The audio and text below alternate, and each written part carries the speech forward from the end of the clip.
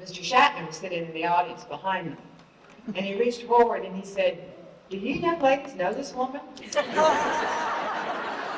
said, "Absolutely. She's our university president." He said, "Gutsy old broad, isn't it?" Well, Mr. Shatner, this gutsy old broad hasn't changed much. I'm still, like you and our seniors in our graduating class, frequently going where no man or woman had gone before. Friends, please help me welcome our very versatile, very adaptable, and very accomplished commencement speaker, William Shatner.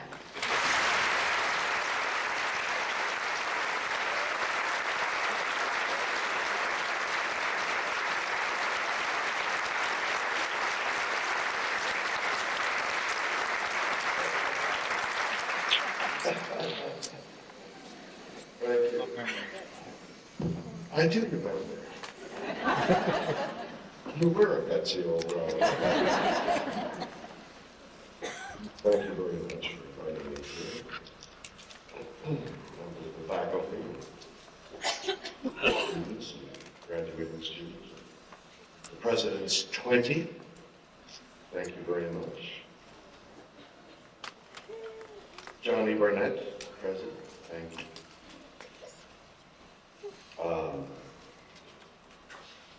I've known Gail Lampe for many years, since she was a tiny toddler, cute. She's still toddler and cute, but she asked me to come to William Woods to speak to y'all. No. Yeah. I thought it was me that talked about horses, because I knew Gail Lampe came from William Woods. So I wrote my little talk. Felt all warm and fuzzy inside when you finished the paper. And I was secure. Then explosion. I've since learned that William Woods is a liberal arts college with their full curriculum of economics and even theater. But I'm talking about horses. So, all of you who are not connected with horses, substitute your major. Every time I say horses, you say theater or economics. And we'll get along, okay? I was shooting a segment of a series I was in called T.J. Hooker. Yeah. And it's about a policeman. And part of the action was always a lot of sirens and lights and yelling and shooting and jumping and killing and sniffing and snorting. But mostly it was noisy sirens and flashing lights. And we were ripping around with our sirens and lights at the LA Equestrian Center, chasing a bad guy down one of the deserted hallways from which horse stalls extended. There were a lot of horses in those stalls, and as much as the trainers tried, all these horses would go crazy every time they would see a police car whizzing down the aisle with the sirens and lights going. All except several beautiful creatures in Barn A, whose alert looks and high heads and calm dispositions attracted my eye, and they were beautiful. I talked at great length with a trainer there whose name was Royce Cates. Royce told me of the legend of the saddlebred, the union of the high-headed thoroughbred with the Narragansett pacer, how intelligent and how adaptable these horses are. My interest was piqued. This finally led me to Kentucky to discover the big leagues of the saddlebred, and one day, looking in a dimly lit stall, I fell in love with the most beautiful horse I've ever seen, and probably ever will see. Sultan's Great Day was 2 years old, and he was the embodiment of all the beauty of the saddlebreds. I bought him because I was in love. I bought him because he was the most beautiful thing I'd ever seen. And in a lust of proprietorship, I had to own it. I could have bought a house for that, but I knew it was meant to be. I now had in my possession a 2-year-old world champion horse, and the following year he became the 3-year-old world champion harness. He was at the forefront of my daydreams, and I speculated what it would be like to ride him. I thought about him as the most extraordinary sample of what a male animal should be. I pictured us running free and wild across the plains of America, through the steppes of Russia, and across the deserts of Arabia. I thought of him as Pegasus. His wings were his feet. And he was all that the Greeks worshipped. In fact, he was my Bucephalus.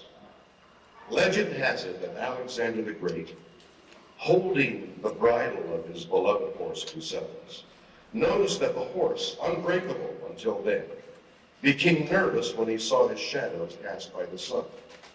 Alexander trained him by working him facing into the sun. Bucephalus, unaware of the shadow behind him, became Alexander's war horse and carried him through his many campaigns well towards the end of Alexander's life. It so happens that I was asked to play Alexander the Great some years ago. This was before I became aware of saddlebreds. They brought me a gorgeous horse. I learned later he was the 5-gated champion of the West Coast. And in preparing for the role, I learned to ride him bareback, as Alexander did. I learned to mount the horse, not as a plowboy, by sawing myself back and forth until I could get a leg over, but by vaulting onto him like a royal king might. I learned to gallop full out while sitting astride the horse without stirrups. Believe me, that will get your attention very quickly. I learned to love that horse almost as much as Alexander must have loved his. One day, the producer came to me, and we said we had to reshoot yesterday's work. The scene yesterday was Alexander leaning over the body of the dying soldier, and the producer said, we've got to reshoot that because the noise of the leather of your armor is creaking and groaning as you bend over it, and it's no good for sound. And he had called me aside. We were shooting in Nevada, among the buttes of Nevada. And I turned to the producer, we were alone, waiting for the movie company. And in an instant, I had an inspiration. 3,000 years faded away. Because I said, that must be a conversation that the real Alexander must have had with his second in command. The second in command must have said at some point in their campaigns, their armed campaigns, there's too much noise. We can't sneak around the enemy. The armor is making noise and the horse's hoofs clapping. And Alexander must have said what I said. Let's wet down the leather so it doesn't creak, and wrap the horse's hoofs so they don't hit the stones. And it'll be all right. It'll be quiet. And in that instant, history and reality merged. And I saw history for the first time as a real event. All this because of my horse. But let's go back to Great Day. So I had me a world champion. Dream come true. This was all my boyhood longing, all my adult watching. I was now the possessor of one of the most beautiful horses in the world. What was left but for me to enjoy this horse, to ride him as I dreamt of, and continue his winning ways? I had everything I hoped. But wait. Let's perhaps breed him to a couple of mares to make sure that as a stallion he was fertile. That way, late in his career, we could decide to make him a breeding stallion. So we bred him. And then we bred him some more, until suddenly he became a breeding stallion. As such, he became more dangerous and less viable to train. There he was in this breeding pavilion, an emperor dealing with his underlings, his court, and his harem. And before I knew it, Great Day became a stud, and I was without my dream horse. A few years went by, and one day I looked at his stall, and the full realization of what I had done came to me. I had incarcerated my dream horse. I had jailed Pegasus. I had put Bucephalus in a cell. All without fully comprehending what I had done. And now it was too late. Great Day has gone on to be one of the great breeding horses ever. But I have gone on to have to regret what I have done. Horses have a great meaning in my life. I have won and lost at a time in my life when that dramatic winning and losing is usually over. I've gone on to feel great joy and black despair as a result of horses. I have extended my lust for life because of horses. I loved passion. Horses. I met my wife through horses. Love her passion.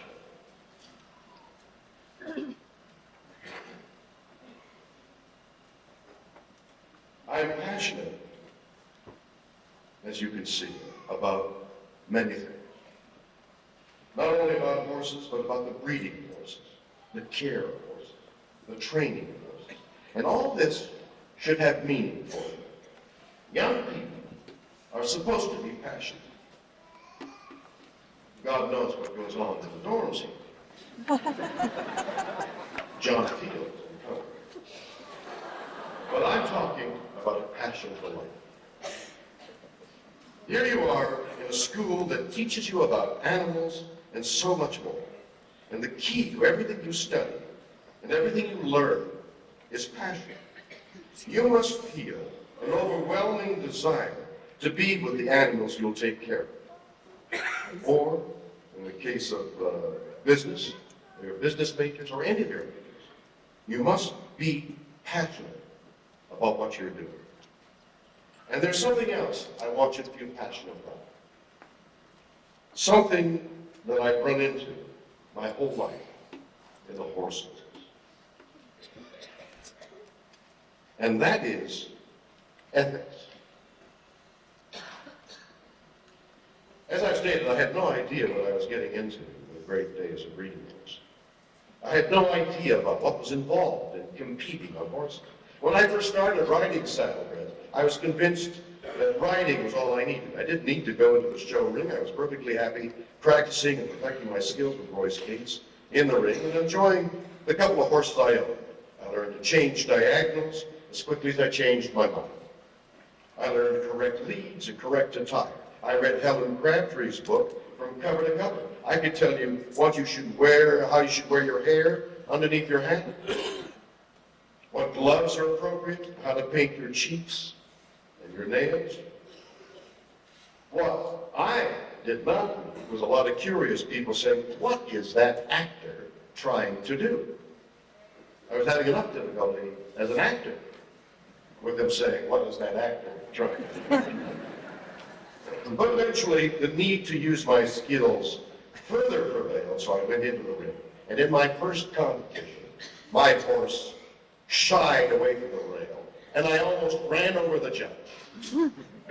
In fact, I said to the judge as I was backing away from him, my number is 250, and I went on my way. My number was 30. So I went through all the pitfalls that novice riders go through, the dropping the whip, the wrong canter leads, the wrong gait, the hurry up and waits, and of course, the inevitable falling off the horse. It was good for my soul, but not for my body.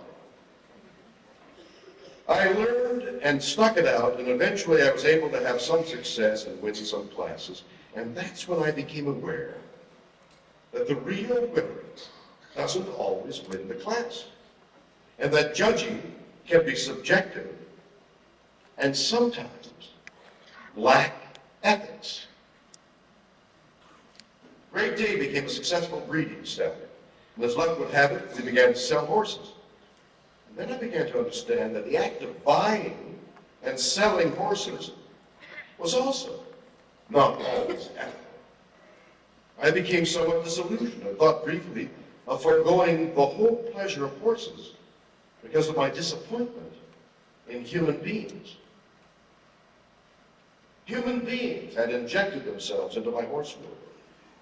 People, with all their inadequacies, needs, and failings, had tainted my passion.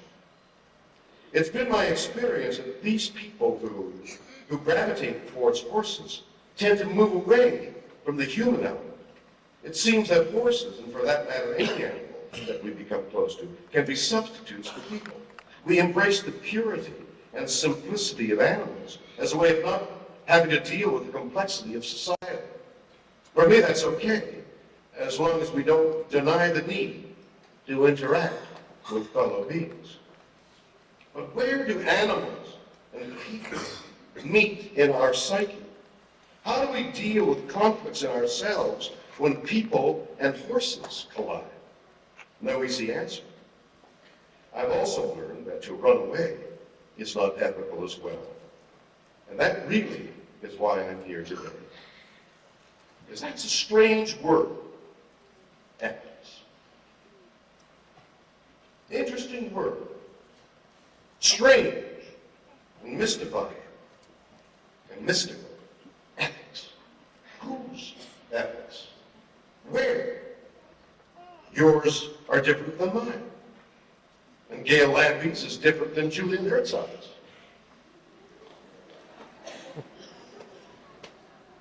There is a tribe in the Kalahari where subsistence hangs by a drop of water. And the only way they can live in some of the harshest conditions on earth is to follow a code of behavior that rewards those of the tribe that contribute to the well-being of all. And when the time comes when the individual is too old or frail and is a burden, the people know what must happen. Goodbyes are made, and the old people wander out into the unforgiving desert and die. Everyone knows what is a fact of life in that particular place, and it is a code of ethics. Different from us. Although given the condition of some of our medical care, maybe not all that different. But ethics is that common understanding of what constitutes acceptable behavior in any particular group. The world out there is full of practicality, full of people who are desperate to make a living. And I understand that. But you must bring something else to that world.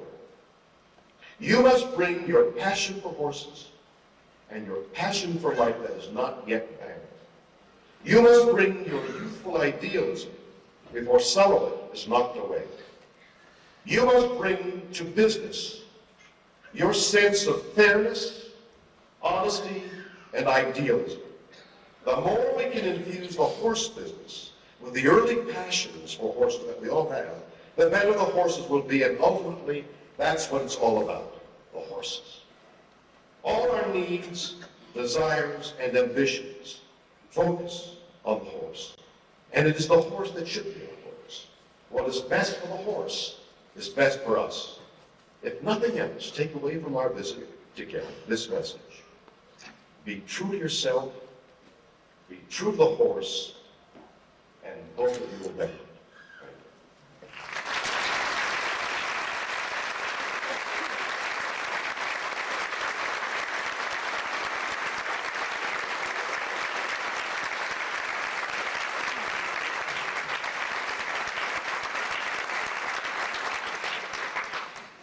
Thank you, Mr. Shatner. We sincerely appreciate your sharing this special occasion with us, and know that, as I mentioned earlier, it's not easy to find Newton Zero from LA. I know that you were filming yesterday, and it's been a difficult time constraint, but we sincerely appreciate it. Well, just for that, Yeah. I have a flag to go away.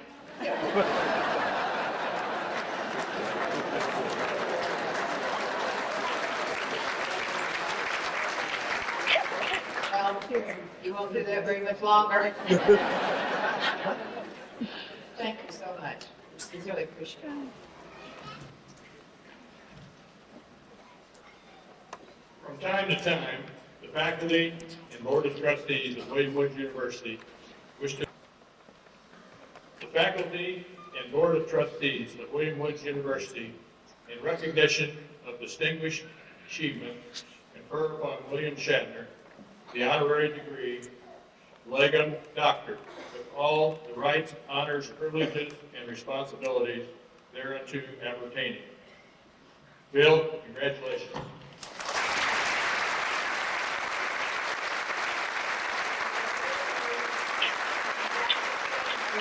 Please come forward.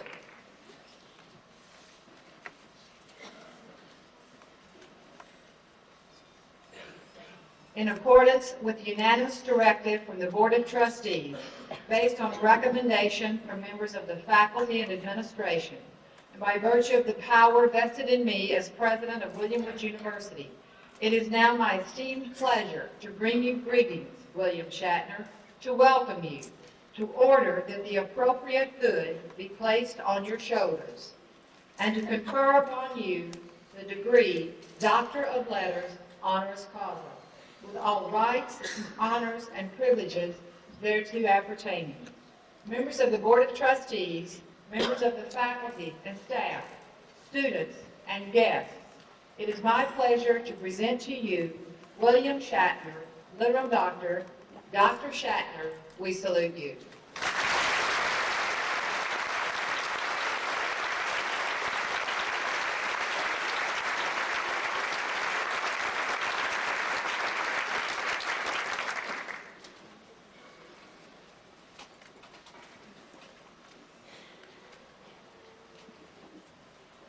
Mr. Dale LaRue, member of the University Board of Trustees, will present the senior class of 2001.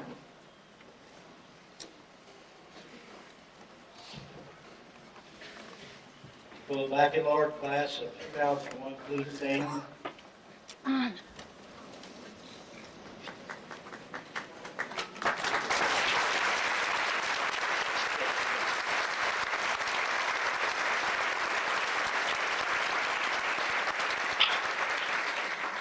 In accordance with unanimous.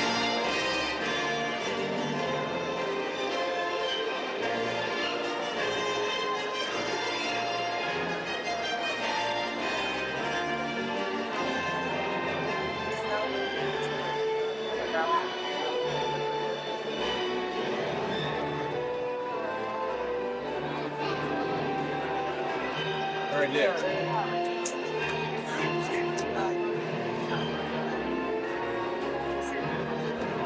Someone on the aisle?